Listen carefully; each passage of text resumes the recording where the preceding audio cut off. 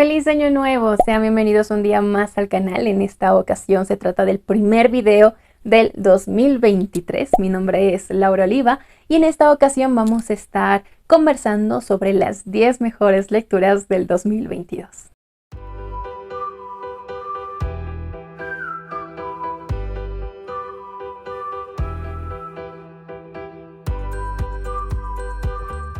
Como ya les adelantaba, en este video quiero compartirles las 10 mejores lecturas del año pasado, del 2022. Ya es habitual en el canal que el primer video empezando el año sea este. Y sí debo confesar que me costó bastante seleccionar estas 10 lecturas. Me pasó algo muy extraño. Como siempre, conocí autores nuevos, historias nuevas, géneros nuevos, pero en ese descubrimiento siento que no todas las lecturas fueron como que de 5 estrellas. De hecho, mi promedio en Goodreads creo que era algo así de 3,5, para que se den una idea de que no todas las lecturas tuvieron 5 estrellas. Así que sí me costó bastante seleccionar estas 10 lecturas, pero ya que las tengo acá, digo, sí, fueron las mejores y por supuesto se las voy a estar compartiendo. Cabe recalcar que no tienen un orden específico, no es del que más me gustó al que menos me gustó ni nada por el estilo. Me costaría demasiado hacerlo, de por sí ya me costó seleccionar estos 10 títulos y además no ahondaré demasiado en la sinopsis porque se extendería demasiado este video y es algo que no quiero. Más que nada me enfocaré en el por qué decido seleccionar en esta lista a este título. Así que bueno, sin más, comencemos con estas 10 mejores lecturas. Voy a hacer una mención honorífica, así como el año pasado. En esta ocasión quiero mencionar al Club de la Salamandra de Jaime Alfonso Sandoval. Me gusta mucho cómo escribe el autor y decidí mencionarlo en esta mención honorífica, cabe destacarlo, porque siento que las obras de Jaime Alfonso Sandoval son muy bonitas, son muy amenas, y en este caso en particular el Club de la Salamandra, encontrar la historia de Rudolf, un niño de 15 años o adolescente de 15 años muy inteligente, hijo de científicos, que tiene como que encaminarse a una investigación en la que se habla de teorías científicas o anticientíficas, que se habla como que de una aventura muy similar a la que sucede en El viaje al centro de la Tierra de Julio Verne, para que se den una idea. Es una historia increíble que involucra como que muchos aspectos de la vida cotidiana, de la amistad, del autodescubrimiento, e incluso siento que el autor es muy realista. Por más fantasía que nos esté contando, introduce mucha realidad. Es fácil empatizar con los personajes. Si un personaje tiene que sufrir, va a sufrir, y eso es algo que me gusta de la forma de escribir de este autor y en específico del Club de la Salamandra. Además de que tiene un cameo en la saga principal del autor, que es Mundo Umbrío, que en algún momento espero poder hablarles acerca de toda esta saga, pero Club de la Salamandra se merece esta mención honorífica porque es un libro muy bonito y sin duda se los recomiendo. Y ahora sí, empezamos con los 10 títulos, las 10 mejores lecturas de este 2022, y voy a empezar mencionando un manga. Se podría decir que es el mejor manga que he leído hasta la fecha, que no he leído muchos tampoco. Es Solanin de Inio Asano. De toda la obra que leo de Inio Asano, este realmente fue el libro más conmovedor, más humano. Bueno, no, toda la obra de Inio Asano es muy humana, es muy realista, pero a la vez es muy cruda y muy cruel, y creo que es una de las cosas que más me llama la atención. En este caso en particular, sentí la historia muy cercana, porque nuestros personajes pasan por una transición de adolescentes a adultos. Están en una etapa en la que no están demasiado satisfechos con lo que estudiaron, no saben si van a encontrar trabajo, si encuentran trabajo no están satisfechos, renuncian, pasan por periodos en los que no saben qué va a pasar con su vida. También habla como que de muchas situaciones a las cuales los adolescentes, incluso los adultos, nos enfrentamos, en el sentido de pasar por esa frustración, pasar por esas crisis existenciales de no tener dinero, de tener que pedir ayuda a los familiares, en fin, pasan muchas cosas dentro de esta historia y es una de las razones por las cuales me gustó muchísimo el desenvolvimiento de los personajes y de la historia misma. Es una historia que se siente muy cercana, pude empatizar con los personajes, además que tiene viñetas espectaculares, como lo es la obra de Inio Asano, y creo que sin duda vale la pena mencionarlo, y fue uno de los mejores mangas que he leído hasta la fecha. El siguiente título de mis favoritos este año es La casa en el mar más azul de TJ Klune.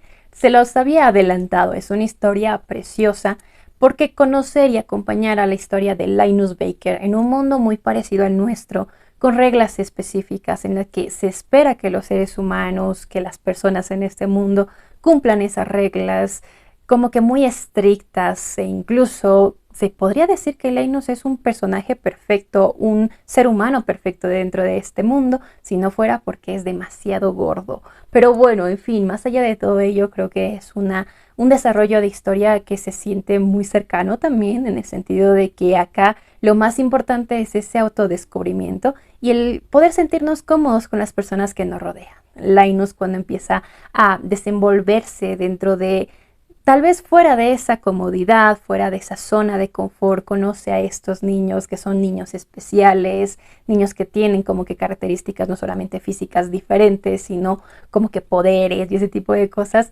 Va más allá esta historia para mostrarnos que el sentirnos cómodos realmente es algo muy bonito. Encontrar personas con las cuales nos podemos sentir cómodos, con las cuales podemos ser nosotros mismos y tener ese sentido de familia, no necesariamente con personas que sean de nuestra misma sangre, sino personas que encontramos en nuestro entorno, pues es algo precioso y este libro nos los demuestra. Por esa razón, por supuesto, tenía que estar en esta lista.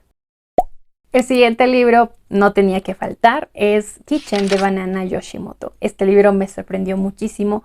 No esperaba que me gustara tanto, pero la historia de Mikaze, de Yuichi, que son dos adolescentes que están pasando en una etapa bastante complicada, no solamente de descubrirse como personas, de ver qué les gusta, qué no les gusta, qué va a pasar en sus vidas, pasan por un proceso bastante complicado que es el proceso de duelo. Ambos se empiezan a acompañar, van a pasar cosas entre ellos, pero es interesante conocer cómo se desenvuelve la vida de ambos y también en conjunto. Lo que me gusta más acerca de la escritura de Banana Yoshimoto es que la siento muy poética e incluso el título de este libro es muy metafórica, tiene un contexto muy significativo dentro de esta historia, porque es Kitchen, la cocina, es el lugar donde nuestra protagonista se siente cómoda y va a experimentar muchas cosas, recuerdos y nos va a compartir todo ello. Es una historia también bastante increíble, muy bonita, conmovedora y que se siente como que ese calorcito porque acompañamos a nuestros protagonistas en un proceso bastante complicado que es, les digo, es el tema del duelo, así que preciosa historia. El siguiente libro de esta lista no lo tengo en físico, esperemos que en algún momento, y se trata de Hambruna Roja de Anne Applebaum. Les había comentado acerca de este libro, me gustó muchísimo la investigación de la autora y cómo nos presenta toda la historia de Ucrania dentro de lo que fue en su momento la Unión Soviética. Acá dentro de esta investigación conoceremos esos antecedentes que nos llevan a lo que hoy por hoy está sucediendo. Es una de las cosas que más me gustó porque era muy poco lo que yo conocía acerca de Ucrania específicamente y con este libro fue ampliar demasiado esa información porque conoceremos lo que Ucrania pasó en manos de Stalin, cómo pasaron esos procesos de hambruna, de desinformación, de considerarlos a los ucranianos, a sus campos, como simplemente una fuente económica, entre otras cosas que van sucediendo. Por supuesto, pasan por la Segunda Guerra Mundial, reciben a los alemanes, reciben represalias por esa misma razón, pasan por el Gulag, pasan por toda una situación tan complicada y tan compleja que siento que la autora nos presenta en una cronología muy interesante, una cronología que no necesariamente es muy analítica, sino que siento que incluso la información llega a ser un tanto más parcializada porque las conclusiones a las cuales llega la autora, que me encantaron también, es como que un tipo de reflexión en el que ella incluso esperaba que el tema del Donbass, de Crimea, parara, que cesara y que todo continuara de la mejor manera. Y bueno, hoy por hoy está sucediendo lo que está sucediendo. Es una historia increíble. Sin duda se las aconsejo.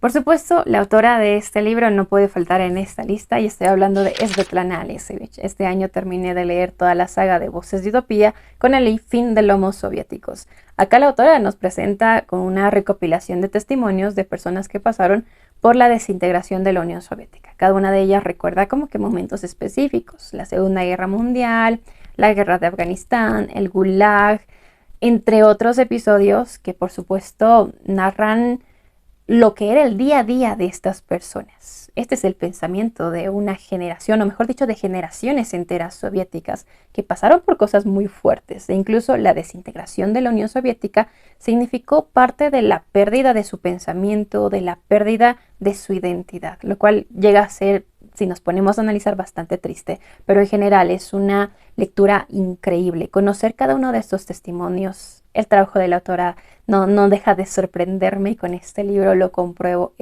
Toda la saga de Voces de Utopía es increíble, y con este término, si ustedes quieren conocer más lo que fue este momento épico dentro de lo que es la Unión Soviética o lo que fue la Unión Soviética, pues les aconsejo leerlo.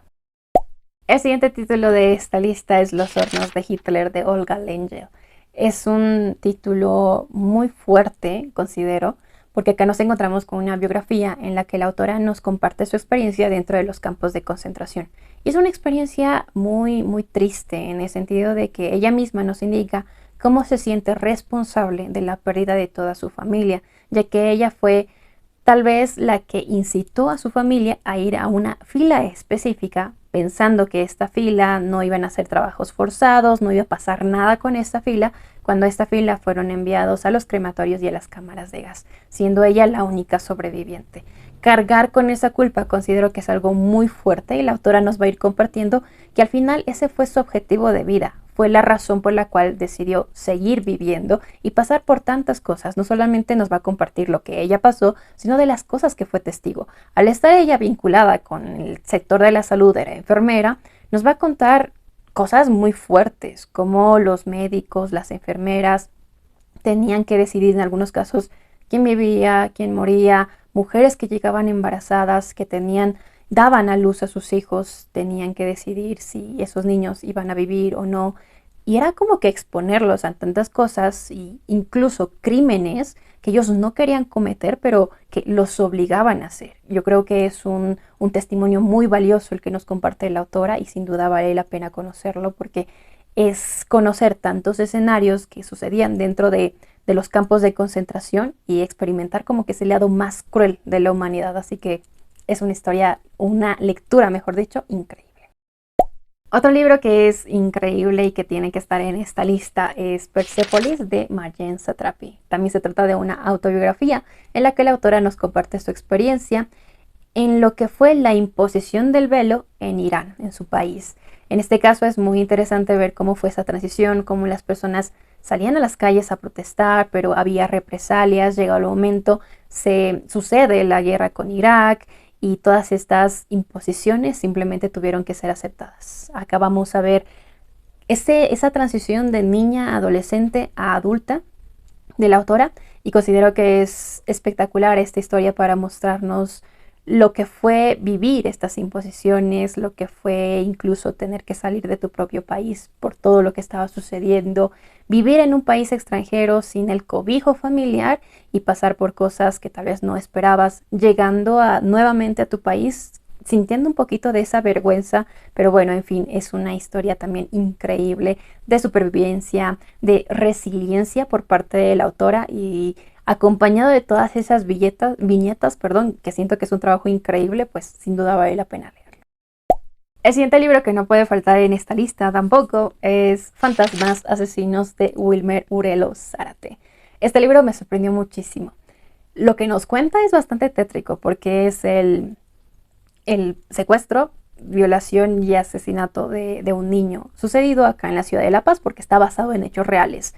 Lo que nos cuenta obviamente es parte tal vez ficticia, creada por el autor, pero es muy interesante cómo a partir de un hecho el autor crea todo un contexto, porque acá no se centra en el hecho de que lo que pasó a este niño, sino se centra en lo que sucedía en el entorno. Es decir, vamos a conocer cuáles fueron tal vez los motivos por los cuales esta persona decide secuestrar a este niño y decide hacer lo que hace con este niño. Vamos a conocer sus antecedentes, vamos a conocer que pertenece a algo así como que un grupo de delincuentes, conoceremos lo que suelen hacer, conoceremos a la familia de este niño, conoceremos también la parte de investigación por parte de los policías, la parte política, la parte social, porque la gente exigía justicia respecto de lo que había sucedido.